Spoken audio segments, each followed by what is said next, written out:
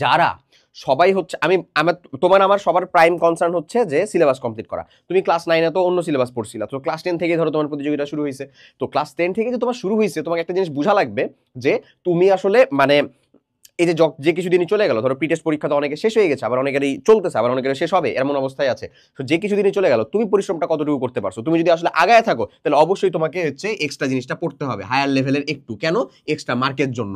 কারণ বইয়ের যতটুকু, সিলেবাসের যতটুকু, সেটুকু সবাই কমপ্লিট করবে, সেটুকু তো পড়বেই।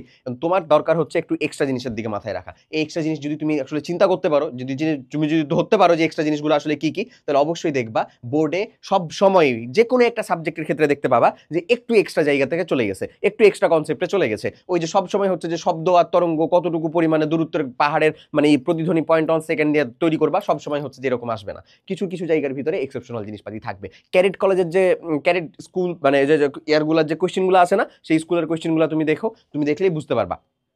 ঠিক আছে, শুধু খালি ওইটার কথা বলতেছি না, স্কুল অ্যান্ড কলেজ যেগুলো থেকে আছে সেগুলো যদি কোশ্চেনগুলো দেখো, ভালো ভালো স্কুলের কোশ্চেনগুলোতে দেখো, ওগুলোতে ঠিকই একটু প্যাচ লাগানো কোশ্চেন করার চেষ্টা করা হয়। দ্যাটস ওয়াই তোমার এক্সট্রা মার্কের জন্য এক্সট্রা জিনিস, বাট আগে বেসিক, পরে সেটা। আগে বেসিক, বেসিক নিয়ে আগে কনসেপ্ট, বেসিক নিয়ে আগে চিন্তা ভাবনা, পরে যাবো আমরা সেটার ক্ষেত্রে। ওকে।